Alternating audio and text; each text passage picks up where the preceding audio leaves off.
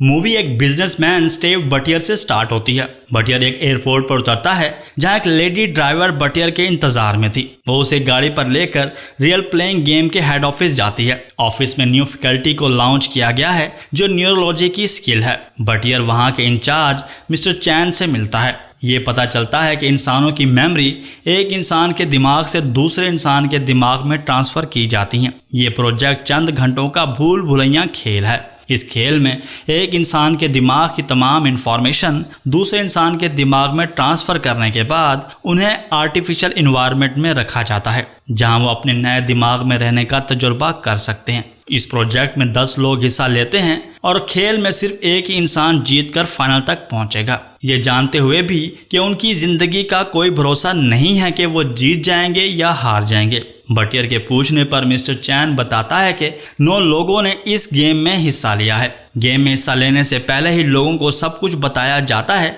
और वो सब कुछ जानने के बाद इस गेम में हिस्सा लें या फिर छोड़ जाएं। कुछ देर सोचने के बाद बटियर इस खेल में शामिल होता है क्योंकि उसकी ज़िंदगी वैसे भी बहुत बोरिंग है। बटियर को यंग डेड बॉडीज़ वाले कमरे में ले जाया जाता है। बटियर एक खूबसूरत आदमी की बॉडी सेलेक्ट करने के बाद एक मशीन के अंदर चला जाता है। बटियर के दिमाग को यंग बॉडी में ट्रांसफ़र किया जाता है। बटियर होश में आने के बाद खुद को एक ऐसी जगह देखता है जिसके बारे में वो नहीं जानता। बटियर की तरह वहाँ बहुत सारे लोग थे जिन्हें कुछ नहीं पता कि वो यहाँ कैसे आए हैं। बटियर खतरा महसूस होने पर अपनी हिफाजत के लिए एक पत्थर उठाता है, लेकिन उसके सामने एक लड़की उस जगह के बारे में पूछती है। बटियर कहता है उसे नहीं पता क्योंकि वहाँ कोई नहीं जानता कि वो कौन सी जगह है। नौजवान लड़की बटियर के हाथ में पत्थर देखकर डर जाती है। वो उसे पूछती है वो कौन है और वो यहाँ कैसे आया है। बटियर कहता है कि वो सिर्फ अपने अलावा कुछ नहीं जानता। थोड़ी देर के बाद वो दोनों एक लड़की को देखते हैं जो एक आदमी से मुकाबला कर रही होती है। वो लड़की खुद की हिफाजत के लिए अपने हाथ में छड़ी उठाती है ताकि कोई उसे नुकसान ना पहुंचाए। नौजवान लड़की कहती है कि हम सब खो चुके हैं, लेकिन दूसरी लड़की नहीं सुनती और वो वहां से भाग जाती है। इस खेल का 5वां आदमी उन सबको घर से देख रहा होता है। वो भी उनके पास जाता है। इस खेल के 5 खिलाड़ी तो हमें मिल चुके हैं और इसी दौरान वो सब एक चीख सुनकर भागते हैं। वो देखते हैं जिस लड़की के पास छड़ी होती है उसने एक आदमी को इतना मारा कि उसके कान से खून बहने लगा। वो उस आदमी को पट्टी करने के बाद कुछ जाने बगैर घर की तरफ जाते हैं। कुछ ही देर बाद बाकी 4 लोग भी मिल जाते हैं। इस खेल का 7वां आदमी जो एशियाई है, 8वां और 9वां और 10वें नंबर पर लड़कियां हैं। फिर वो 10 लोग कॉलोनी की सबसे ऊंची बिल्डिंग की तरफ जाते हैं ताकि उन्हें यह पता चल सके कि वो कहाँ हैं। वहाँ उनका इस्तकबाल मिस्टर चैन के होलोग्राम में उनके गेम कीपर करता है। उसने बताया कि इस वक्त वो सब लोग एक गेम में हैं और उनकी रियल बॉडी RPG की बिल्डिंग में है। ये सब बूढ़े लोग जो अमीर, ताकतवर, मशहूर अफराद और बिजनेसमैन हैं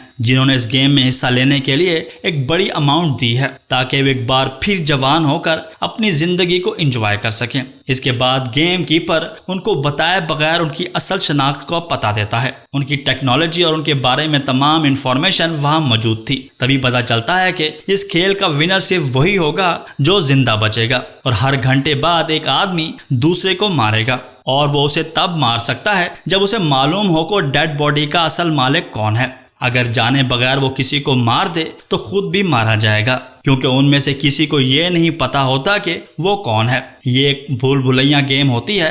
रियलिटी में सिर्फ 4 लड़कियां हैं लेकिन खेल में 5 लड़कियां शामिल होती हैं। अगर मारने के बाद गलत शनाख्त की तो उस पर सजाए मौत दी जाएगी। गेम कीपर सब लोगों को होलोग्राम में छोड़कर गायब हो जाता है। सब लोग अचानक से शॉक्ड हो जाते हैं। फिर वो कॉलोनी से बाहर निकलकर एक दीवार जो पूरी कॉलोनी को हाई वोल्टेज से सेव करती है उसके पास पहुंचकर 5 लोग वहां से जाने का मशवरा देते हैं, लेकिन बटियर रोकते हुए दीवार पर लकड़ी की शाख फेंकता है। शाख फौरन ही जल जाती है जिससे पता चलता है कि इलाके को हाई वोल्टेज से सेफ रखा गया है। वो एक डिसीजन लेने के बाद 1 घंटा गुजारने का इंतजार करते हैं ताकि वो जान सकें कि गेम में लोगों को मरना पड़ता है या सिर्फ डराया जा रहा है। फिर वो आपस में 2-2 लोगों का कपल्स बन जाते हैं और सब कपल्स एक दूसरे को किस करने लगते हैं। इनमें से एक लड़की कहती है कि वो जिस कपल के साथ है क्या वो रियल लाइफ में भी औरत है या नहीं। तभी उन लोगों में लड़ाई झगड़ा शुरू हो जाता है और 10 नंबर खिलाड़ी 9 नंबर को हाई वोल्टेज की दीवार की तरफ धक्का देता है। हाई वोल्टेज की वजह से लड़की की मौत हो जाती है, जिससे बाकी लोग भी डर जाते हैं। इस तरह गेम का पहला कत्ल हो चुका है। नंबर 10 वाली लड़की एक बिल्डिंग में जाती है, जहां उसे पता चलता है कि जिस आदमी की मौत हुई है वो फुटबॉलर स्टार रीड विल्स था, लेकिन वो गेम में लड़की दिखाया गया था। दूसरी तरफ 6 नंबर खिलाड़ी एक तेज धार पत्थर उठाकर होलोग्राम बिल्डिंग की तरफ जाता है, जहां 5, 4 और 8 नंबर खिलाड़ी आपस में बातें कर रहे होते हैं। 6 नंबर खिलाड़ी चुपके से उनके पीछे जाकर 5 नंबर खिलाड़ी का पता चलाने के लिए नंबर 8 का गला दबाकर पता करने की कोशिश करता है, लेकिन 5 नंबर खिलाड़ी उसे कुछ नहीं बताता। नंबर 6 खिलाड़ी नंबर 8 वाली लड़की को होलोग्राम के सामने घसीटता है और अंदाजा लगाता है कि वो कौन है। पता चलता है कि वो एक्ट्रेस है जो अपनी रियल लाइफ में तन्हा है और उसे बेदर्दी से मार दिया।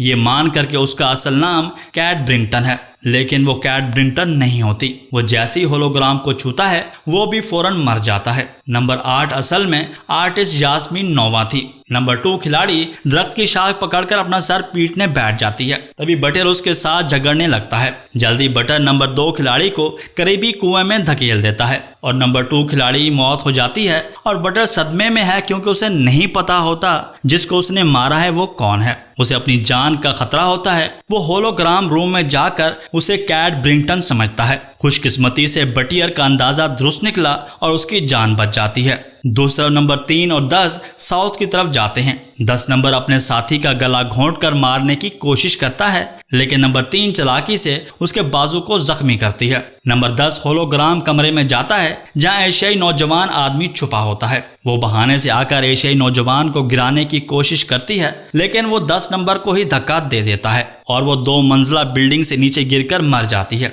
एशियाई आदमी ने जब होलोग्राम से पता किया तो वो सिंगर मारिया थी। उसके बाद बाकी तमाम लोग स्विमिंग पूल के करीब जमा होकर एक डिसीजन लेते हैं, जिसमें वो 1 घंटे में कुछ ना करने का फैसला करते हैं।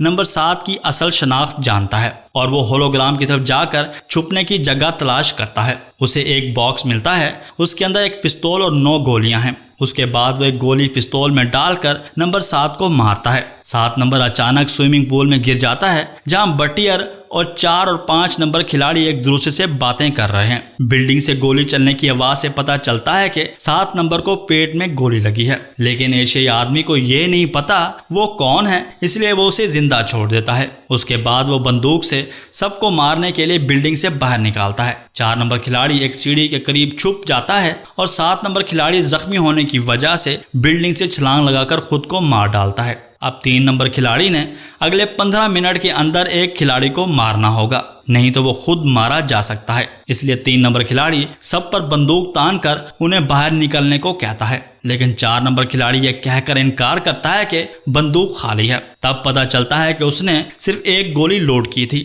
और बाकी छुपा दी थी। उसके बाद 3 नंबर खिलाड़ी स्टील की राड को 4 नंबर के पेट पर मारता है, जिससे वो मर जाता है। थोड़ी देर बाद नंबर 5 और बटियर भी होलोग्राम रूम में पहुंच जाते हैं और ये पता चलता है कि 4 नंबर प्ले बॉय संतियागो था। जैसे ही 5 नंबर पीछे मुड़ता है, बटियर उसके गर्दन पर वही टूटी हुई बोतल से हमला करता है, जिससे 5 नंबर मर जाता है। वो होलोग्राम रूम में जाकर देखता है तो उसके अंदाजे के मुताबिक 5 नंबर रशियन टाइकून था। उसके बाद बटियर 3 नंबर खिलाड़ी के पीछे जाता है जो जंगल में छुपा हुआ है। एक बार फिर वो चालाकी से 3 नंबर को कायल करने के बाद उसी बोतल से उसका गला काट कर मार देता है। अब बटियर ही होता है जो गेम में जिंदा होता है, जो इस गेम का विनर है। जवान जिस्म में 10 घंटे रहने के बाद वो आरपीजी मशीन से बूढ़े आदमी की तरह निकलता है। जब अपने घर जाने के लिए वापस एयरपोर्ट जाता है और शीशे में खुद को बूढ़ा देखने के बजाय वो खुद को एक जवान बॉडी में देखता है। बटियर को बुढ़ापे के बावजूद अपनी जिंदगी का भरपूर तरीके से गुजारने का एक नया जज्बा है और यही मूवी एंड हो जाती है।